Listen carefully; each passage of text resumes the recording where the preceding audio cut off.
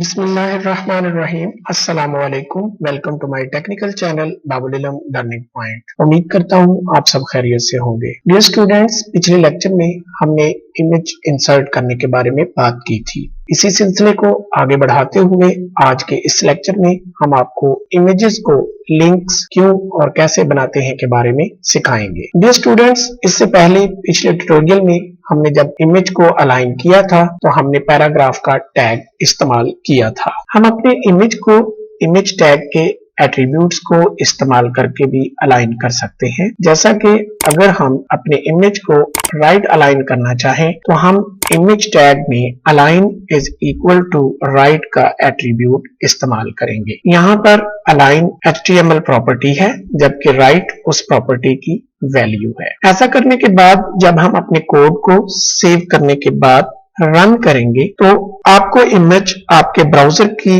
Right side पर दिखाई देगा।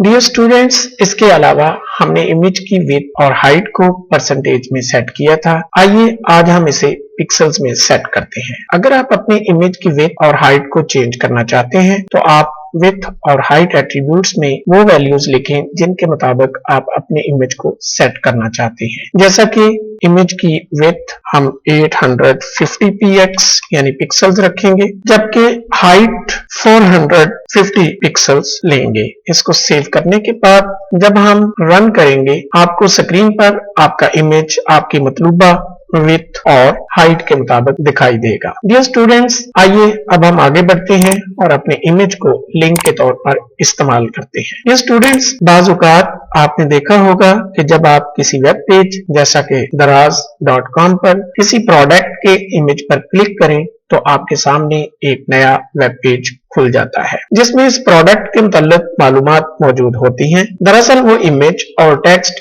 एक ही सफ़े पर नहीं लिखा होता बल्कि अलग अलग वेब पेजेस पर मौजूद होता है और आपको सिर्फ इमेज नजर आ रहा होता है। आइए अब हम इसके मुतल्लिक प्रैक्टिकली बात करते हैं। आप अपने वेब पेज पर इमेज को बतौर लिंक इस्तेमाल करने के लिए कोडिंग का इस्तेमाल करेंगे। सबसे पहले आप एंकर टैग का इस्तेमाल करेंगे और इसमें हरफ टैग के एट्रीब्यूट में आप उस फाइल या वेब पेज का एड्रेस शामिल करेंगे जिस पर आप चाहते हैं कि जब आपके वेब पेज से उस इमेज को क्लिक किया जाए तो वो फाइल या वेब पेज खुल जाए। आप यहाँ पर लिंक का एड्रेस देने के लिए अपने वेब पेज या अपनी फाइल का वो एड्रेस कॉपी कर लें और इसमें पेस्ट कर दें। पेस्ट करने के बाद हम एंकर टैग के ओपनिंग और क्लोजिंग टैग के दरमियान उस इमेज का कोड इस्तेमाल करते हुए इमेज को वेब पेज पर डिस्प्ले करवाएंगे। पेस्ट करने के बाद हम एंकर टैग के ओपनिंग और क्लोजिंग टैग के दरमियान उस इमेज का कोड इस्तेमाल करेंगे जिस इमेज को हम वेब पेज पर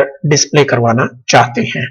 तो उसके लिए हम अपना कोड ऑलरेडी लिख चुके हैं। इसके बाद एंकर टैग को क्लोज करेंगे। एंकर टैग को क्लोज करने के बाद अपनी फाइल को सेव करें और सेव करने के बाद इस फाइल को रन कर दें। तो लीजिए जनाब, आपके सामने वही इमेज मौजूद है लेकिन इस बार जब आप इस इमेज पर क्लिक करेंगे तो आपके सामने एक नया वेब पेज खुल जाएगा जैसा कि आपको स्क्रीन पर दिखाई दे रहा है कि जब हमने इस इमेज पर क्लिक किया तो हमारे सामने babulilmnotes.com की वेबसाइट का एक पेज मौजूद है जिस पर वही तस्वीर डिस्प्ले हो रही है जो हमने अपने उस वेब पेज में इस्तेमाल की है। जी तो स्टूडेंट्स, ये था हमारा आज का ट्यूटोरियल। उम्मीद करता हूँ आपको अच्छा लगा होगा। आखिर में मैं वही बात कहूंगा जो हर बार आप लोगों के साथ शेयर करता हूं कि अगर आपको ये वीडियो पसंद आई है तो इसे लाइक करें और अगर आपने अभी तक हमारा चैनल सब्सक्राइब नहीं किया तो इसे सब्सक्राइब कर लें ताकि आप हमारे चैनल से मुफीद मालूमात हासिल करते रहें। इसके साथ ही